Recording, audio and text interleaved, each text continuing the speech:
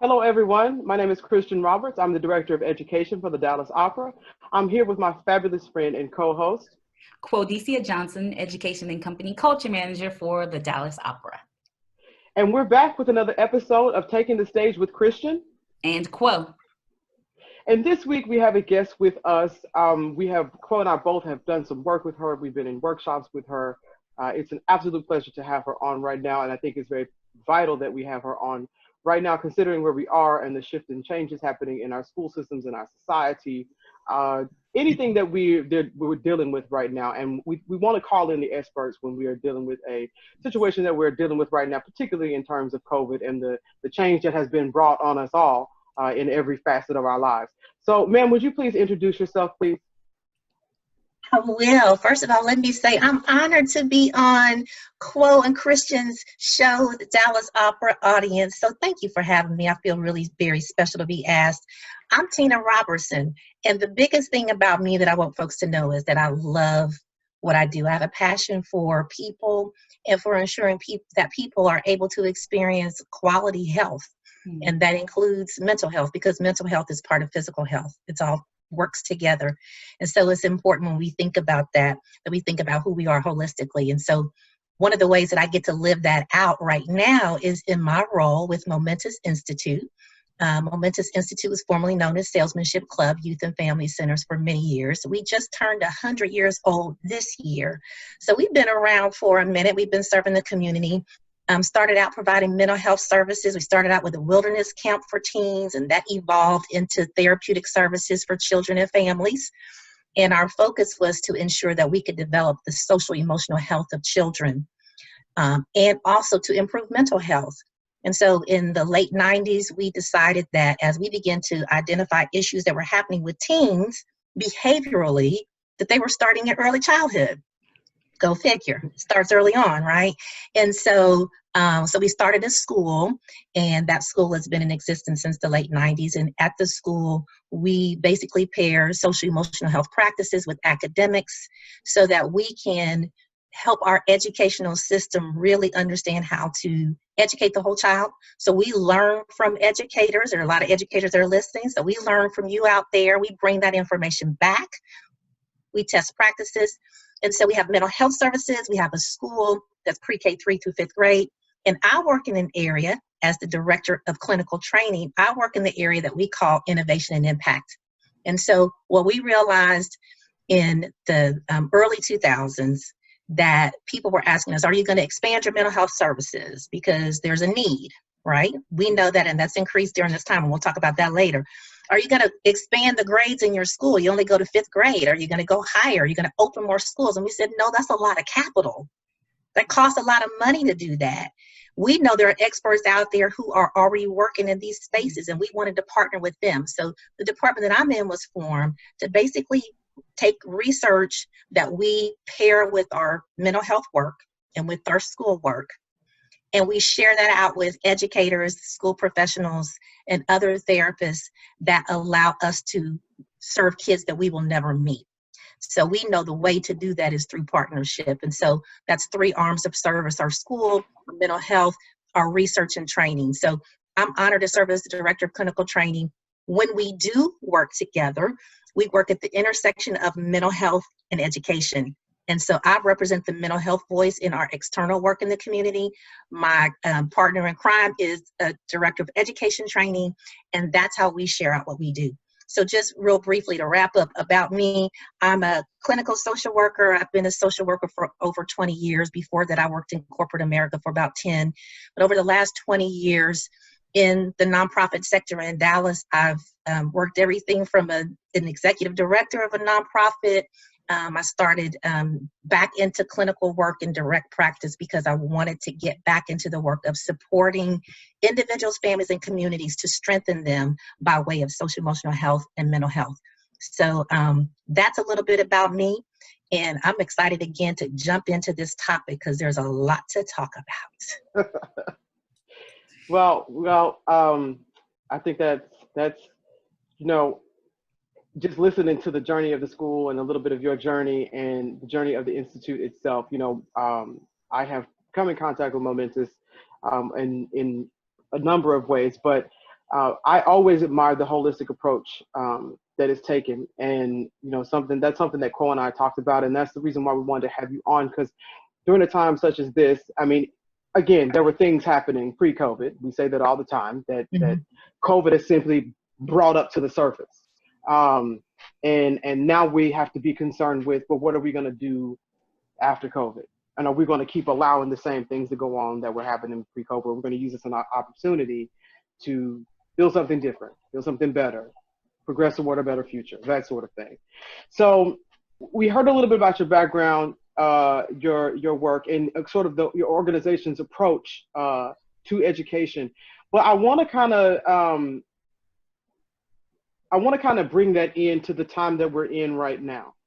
And the reason why that is, we had a shift, particularly in the U.S., around mid-March, there was a extreme shifts in households, shifts in the school system, shifts in society, shifts in the world, and just a global shift. And we had talked before we talked about doing this episode. You and I talked a little bit offline about just how it was a global shift. Mm-hmm. We've seen shifts in communities where somebody is mourning a member of the community together. But this is different, because this is on a global scale, and even mourning looks different, and grieving looks different now. Mm-hmm. So to put it back to school and education, what have you been able to observe with staff, with parents, with teachers, and particularly with the students in response to this pandemic? Yeah, so you framed it really well, that this is a global pandemic. It's a global trauma. And that's unusual. This is something unlike what we've seen in our lifetime, in my parents' lifetime. My mom was 83. So think about how long it's been since there's been something of this nature.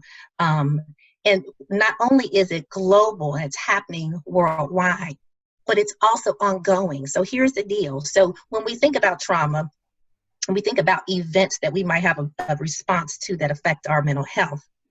If a hurricane happens, the rains come, the winds come, and then it stops. And then we deal with the aftermath. When 911 happened, the Twin Towers came down, and there were attacks in other places, and then it stopped. And then the aftermath happened.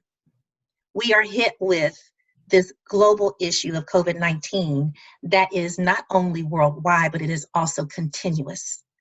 That's a very different space to be in when you're trying to process grief and to deal with all that happens as a result of something that's difficult. So what we're seeing with almost everyone, parents, teachers, staff, children, we're seeing people who are trying to respond to something, number one, that was traumatic, that came out of nowhere, and that it is in every space that they go in. So everywhere you go, everything you turn on, the first 20 notifications on your computer are about COVID. The first 10 stories on the news cycle are about COVID. And so it is everywhere, and it is nonstop. That means that we don't see an end in sight. We might get a vaccine, but as a viruses don't necessarily leave because vaccines come. We have a defense against them. So we don't know, and we don't know how this thing is attacking people's bodies. There's so many unknowns with it. So what we're seeing is there's a lot of fear about that. There's a lot of anxiety about that. And there's a lot of confusion. And ultimately, all of that is a result of our response in trauma. And so you guys are familiar, much like many of the folks in the audience that will be listening, we're familiar with post-traumatic stress and stress disorders to some degree, how they impact the body. They are a neurobiology, so they impact our brains and our bodies. And when we're under stress and we're responding by way of trauma, and trauma actually to the body is our response to an event. It's not the event itself. It's our psychological and physiological response to the event that exceeds our ability to cope. So we can all witness the same event and respond differently. Some people might be traumatized by it, others may not. In this example of a global, ongoing, continuous trauma, pretty much everybody is having a traumatic response to it, and that's going to affect our bodies. And the biggest way that it affects our bodies is our stress response system. So our nervous systems are activated. We are anxious, we are fatigued, we're tired, we're keyed up, hypervigilant, all of those symptoms that go with dealing with trauma. And we're seeing that with everybody. They play themselves out differently. They might look different for the adult and the kid. They might look differently in the context of teaching and parenting, but it's still trauma. And the tying factor together is the anxiety, the stress, and grief always accompanies trauma. So we're seeing a lot of trauma and grief. And I'm glad that you made a point to say that there's no distinction between an adult and child, or a teaching or whatever, whoever. But that there is maybe a difference in responding to it. Mm-hmm. So, and I'm really glad you said that, because, you know, we have a culture of hustle and grind. I like to call it, you know, like, you need to be doing this and you need to be doing that. You need to be doing this. And I've said numerous times, and Quo has heard me say this, you know, people, you know, I've heard people say, you know, well, if you don't come out of this pandemic with a new skill or something, it wasn't that you didn't have time, it's that you were being lazy. And I said, you know, if I come out of this with my life, that would be great. You know, and that response needs to be okay, along with anybody that does come out with a new skill. Right. You know, if you're coming out baking bread and new recipes and learning languages, Quo's been learning languages. I haven't stopped learning my languages, but, you know, I'm much more practical when it comes to that thing. But there are other people who respond differently, and I love the fact that you said that that's okay, because people are going to respond differently. So thank you for that. Okay, Miss Tina, thank you. Not to knock those who are like, I'm going to go grind, I'm going to get this done. It's just a matter of paying attention that we're all responding differently. Like Kristian said, absolutely. Like in on everything, because it's like, oh, okay, well, I'm going to do this instead. And so it's just that giving each other grace and giving each other time. And then kind of knowing when to allow things to apply to you.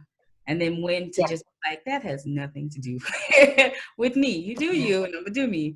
And then how we find that balance as we move through this together. And let me just say this about when we're responding to trauma. I saw those articles talking about, hey, you know, clean your house, clean out your closet, all those kinds of things. When the body is responding to trauma and stress, we are in the amygdala state in our brain, which means that our emotion center is in control, and that our prefrontal cortex of our brain, which is the thinking part of the brain that's back here, is not fully online. Those activities and efforts require some of that prefrontal space. When you are responding to stress, so just think of another stressful event that you've been through. You're not thinking about what I can do as a hobby. You're thinking about survival. So your survival system is in place. And so people have been in survival mode. And when you're in survival mode, you don't feel like cleaning. You don't necessarily feel like eating. You don't feel like doing anything, because your body is responding to your nervous system that's activated to keep you safe. And that's your number one priority, is to survive. So understanding the neuroscience helps us understand that we're not in here trying to write novels until we get to a space where we've been able to settle out of that nervous system heightened state. So I just want to say to anybody who's out there, if you haven't been able to bake bread or, you know, sew that sweater, it's okay. The time will come and you'll be able to do that at some point when you had a chance to let your nervous system settle and pull out of survival. Thank you for that. Thank you. Thank you for so much for that. So, you know, I was going to try to do a smooth transition, but I'm not. I'm just going to ask the next question. I think you and Quo both gave good points on that, and I might have ranted a little bit myself. But I think it's important that we hear these things, and that we understand these things, and when we understand the way the body and the mind are working together on this. So now, with this coming along, you know, with this current issue that we're seeing, with this current state, and again, every facet of society, every organization is being affected by it. Every school is being affected by it. Every person is being affected by this in different ways, but they're being affected. Businesses, all of these things, all these changes. What are some concerns that you see happening? Yeah, I mean, I think some of the concerns are, what do we do? Like, how are we going to deal with it? There's a big question mark. You know, this is a big unknown. The people, so whenever something happens that's challenging for us, there's generally somebody we can look to and say, they've done it before. They've been here before. And so they probably got a solution. What did it look like when you did it last time? Administrator in the school, you were at another school and you had this happen. So how did you handle it there? What were the strategies and steps you used? We don't have that right now to go to. So the concerns are, what are we going to do? And our leadership, however you define leadership, whether it's national leadership, local leadership, school leadership, you know, in some places, people are still trying to figure that out. And so that creates some additional levels of anxiety and confusion for people. So I think those are concerns that are legitimate that people have. We really don't know what to do. And I think I want to make sure people know it's okay to say that, because that's part of us being able to settle in our survival state and say, you know, we don't know what to do. But what we do know is that we faced some significant crises in the past. I mean, they had the Spanish flu in 1918.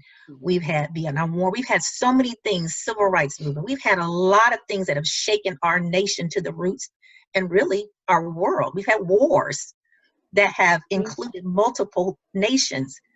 And we have, over time, found a way to address the issues at hand. We've had to fail and get back up and try something else. We've had to innovate. We've had to create.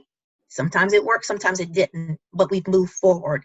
And I think that's where we address the concerns. That's the biggest concern now is, what do we do? Thinking about going back to school. How are we going to do school in the fall? Do we bring kids back? Are we going to have them seated 3 seats from each other? Do we do that and do some distance learning? So TEA, other groups are meeting to try to understand, what does that look like? And the only thing that you can do is you do the best you can do with the information you have and what you know to be factual at that time. And then you see if it works. And if it doesn't work, then you go back and you try something else. And that's what we've done all of our lives. And it's okay to fail. That's part of life. And it's part of what we need to grow and develop socially, emotionally, and mentally. And we learn, and then we do something else. So I think that's the biggest concern that I see in trying to relate it to that. And then even the parenting piece, like, how do we do this thing at home? You know, parents are still trying to figure that thing out, and how long are kids going to be home, and what am I going to do without a job? People are going to be in that cycle of trying to figure things out one step at a time, and that is okay. That's the way it goes. Yes. So speaking of, you know, parents trying to figure it out, particularly with the job situation and everything right now, and then thinking about how school is going to be structured, and is all virtual, is it hybrid, is it in person? I mean, what do we do? That you said that plays a lot on our minds. That stays on our minds. It comes out and is reflected in our bodies, and so our physical health as well. So what can people do during this time to be mindful of their health? And I'm talking to everybody from the oldest to the youngest. Yeah. At a position, what can people do? What are some tips they can carry with them? Now, that's a good question. And I'm going to say 3 things that I think will kind of capsulize it all. The first thing is what was actually in your question. What can people do to be mindful of health? You need to be mindful. Practice mindfulness.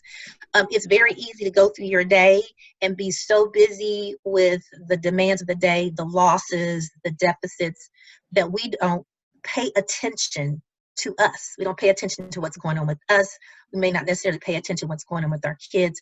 We may be caught up in the moment of responding, but not being intentionally focused on what's happening. So I think the biggest thing is be aware of what's happening with you. Be aware if you're feeling something different in your body. Be aware if you're feeling emotionally sad on that day. And then as you are being aware, then the second thing I would say is be intentional. So intentional to respond to what you become aware of. So we have doctors, Tina Bryson and Dr. Dan Siegel. They wrote a book called The Whole Brain Child, No Drama Discipline. They are clinical psychologists that work together to really help us understand how to have our best social, emotional, and mental health. They have a strategy called Name It to Tame It. When you're intentional about checking in with yourself. So I'll use me as an example. And as it relates to trauma, all of us have experienced trauma because of this. So one of the things that I started doing about 3 weeks ago, I realized that I was having a little bit more anxiety than I was used to having, because I was trying to be mindful about when I get up every day, I'm doing a check-in. Where are you today?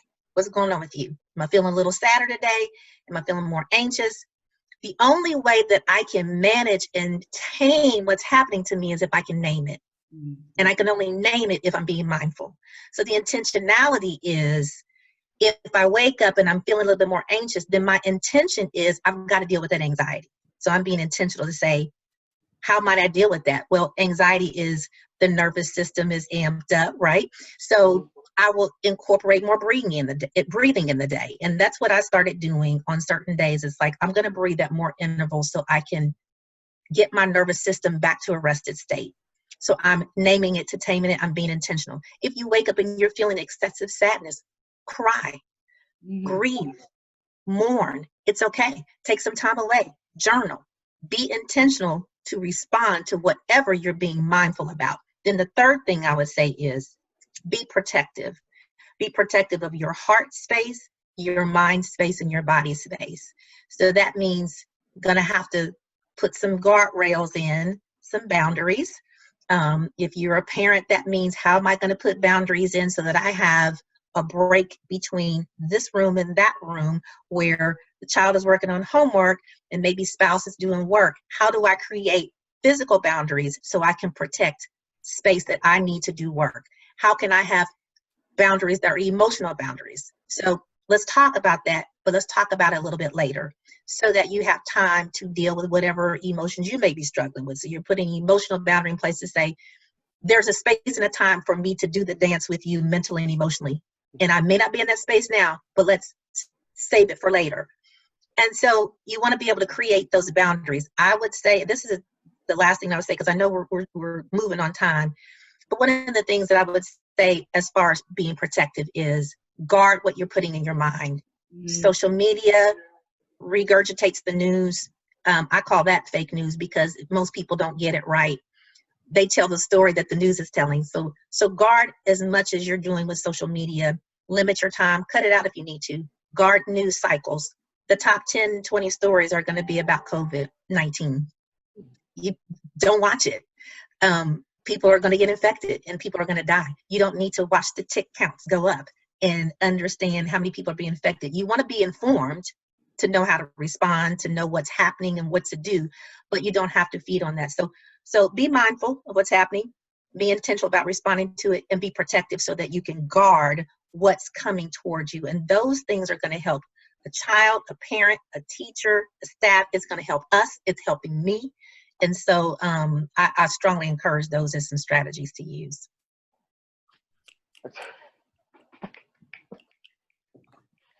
We give snaps, we snap around here. I'm gonna snap too.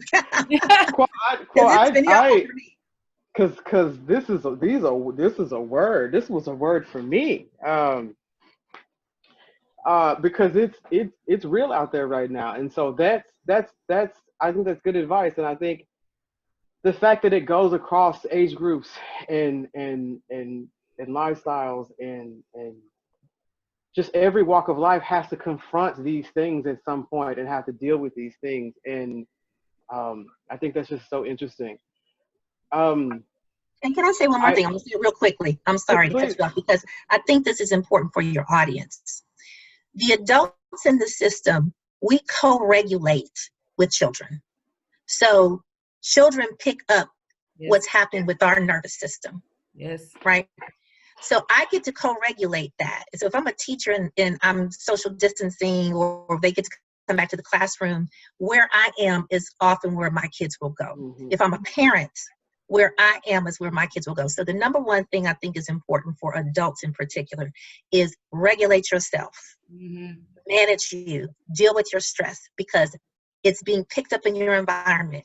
And the more that you can do that, you don't have to be perfect. If you're having a bad day, tell your kids, hey, mommy's sad today. Daddy's having a rough day. So just want you to know, because then you're helping kids build the understanding that tough things happen in life. Yes. You're giving them some words and some emotional literacy but regulate here first so that those around you can experience that co-regulation from you as well. That's a whole word. Quo, go ahead. I see you. Thank you so much, Tina. All of it. Just, I mean, even from the beginning, in the fact that you all take a holistic approach to education, because that is what we need, right? So often we are separating so many things and then wondering why those pieces don't fit together, because we've been shaving off what is necessary to connect to others. So thank you for sharing that.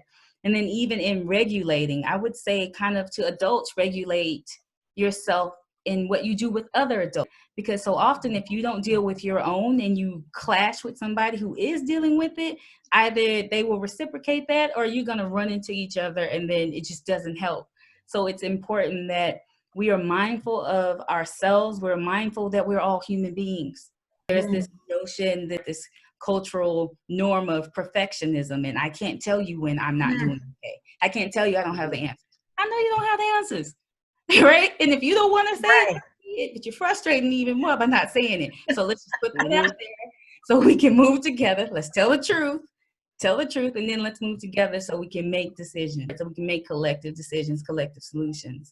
So thank you for that. Thank you for the tips that you've given and what we can do. And then for the hope that comes out of, like, we make it through.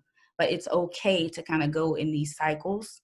It's okay to experience things, but then decide what you're going to do about it. And even so much, because a lot of our audience is also just in the arts, it's okay to not know what to do. Decide what you're going to do about it. Do your best. Partner with other people. Reach out to other people. You do not have all the answers. You don't need to have all the answers. If you had all the answers, where would everybody else be? They're there for a reason. So, partner with people, check in on yourself, have humility. There's grace that is necessary. There's compassion that is necessary. And then understand that kind of self is important, because it's important in how we share and give to others. So we have to hold space for each other. And we have to know when we need to hold space for ourselves. So thank you, Tina. That was awesome. Well, no, it's profound. Like I've got nothing else to say. I think the thing that stuck out to me the most is, again, and I'm glad you made it a point to talk about the co-regulation of the adults, because even in the work I do in education, in the arts, I always say that, children are watching whether you want them to or not. Children will learn from you whether you want them to or not. You are teaching whether you want to or not, whether you realize it or not. And just to hear you say that let's remember, we co-regulate. So check yourself because everybody else can feel that. And I definitely appreciate that. And I also, speaking to the grace and the respect that you give to yourself and each other. So that is a big thing for me right now too. And to get people to remember that in times where you have to make tough decisions, you have to make tough calls, when you're trying to survive, as you said, that there is a way to cope and help yourself through it. And the other thing is breathe. As a singer, I very much appreciate that. Breathe. Yes. Because sometimes we just forget to take a breath. And I will fully admit that sometimes, even as a singer with a big old honking opera voice, I forget to take a breath, and I can't sing without that. So I definitely understand that. I think there it is. See, we got some snaps. I love snaps. So I think the only final question I would really ask and just pose to the group of us in total, and we might run a little over, but that's all right. This is important information. I think it needs to be out there. But what are some things that are vital just to remember, not just during COVID, but afterwards? Yeah, so I think the biggest thing to remember is I like to do a little cycling back in my rear view. We may not have faced a global pandemic before, but we faced some different challenges in life. And one of the things that we try to look at, especially in therapeutic work, is to build on strengths from the past. We've worked from a strengths-based frame. And that's how Momentous does our work in our schools and how we do work in our therapeutic side, that we all are equipped with some level of resourcing that allows us to be resilient and to sustain in difficult times. And we need to draw from that. We need to remember that we have something that's pulled us through some really tough bubbles. So hang on to that, plant down on that root, and then build some additional resourcing along the way. That's the first thing I'd say. The other thing I'd say is don't forget about community. Community is critical. We were not designed to exist outside of community. And so don't go it alone. Don't go up in your head alone. Don't try to figure it out alone. Reach out during this time to people. I call them lifelines. This is the time you're going to need lifelines more than ever. And the grace that you both talked about giving is the grace that we need to give to our lifelines, and they need to give to us. So trust the resilience that you've shown and build off of that. Build those additional strengths. You have what you need to make it in this season, and that's where your hope comes from. You don't have to have hope for the future. You can have hope right now, and that will carry you through the future. And that hope is that you have what you need to have gotten to where you are now, and you're going to use that same resourcing and those same strengths to get you to the next space. Speak on it. I needed that for me too. Isn't that all? That's how it always works, though, right? You're always speaking to self. I preach to myself. I preach to myself. I'm sorry. I needed a minute after that one, because that's real. That's real talk right there. You know, we normally give positive notes at the end. I'll toss it over to Quo and be like, hey, give us some positive notes. You gave us some. Tina has given us great positive notes. Quo, what you got? Those are amazing positive notes. Absolutely. Yeah. Positive note, listen to Tina. In addition to that, because I know, you know, as we speak to artists, as we speak to educators, as we speak to organizational leaders, that Tina spoke about the trauma that we're experiencing right now with COVID. Know that there was trauma before that has not been addressed. So the tools that Tina has given us, we can use those same tools to start to address some of the issues that we've been seeing, the racism that we've been seeing, all of the other isms that we've been seeing. We can use those same tools because we all have a responsibility and we all have the ability and the resilience to move this forward. And as she said, we have to do it in a communal manner. We have to do it together. We always say that you don't have to go it alone. So believe that, right? The professional said it. So yes. Believe it. Cling to that. Cling to knowing that we will get through this and we'll get through it together. We just have to ensure that we take care of self and we take care of others. Not to confuse self with taking care of self with being selfish, but know yourself, examine yourself, give yourself time, give yourself grace, address what needs to be addressed, accept the truth and what that means, and then be willing to hold that same space for others. We can't move forward with lies. We can't move forward with fallacies. We can't move forward with unrealistic expectations. We have to be honest. We have to be humble. We have to be willing to go in it with each other so that we can get through this. And we will. We never give up, never surrender. Always. There it is. I was waiting for it. Well, folks, that wraps up our time. I want to thank everybody for tuning in. I want to thank you, Tina, for being here with us today and sharing your knowledge and expertise. It is so incredibly needed. I just cannot say enough for the things that you said. A lot of it resonated with me personally. I know it will resonate with a lot of folks in our audience. I know artists, we sort of wear our hearts on our sleeves at times. So I really appreciate you speaking to hearts, but also speaking to mind and speaking to the intellect part of ourselves too, and saying, you know, check in, to take a moment, check in, you know, that sort of thing. To be rational when it's the last thing you want to do. I think that's a big thing. So folks, I've got nothing left to say. Thank you all for tuning in. Always a shout out to TDO and TDO Network. Thank you for the platform. Thank you for everyone who started following us and commenting. Please comment on this, talk to us.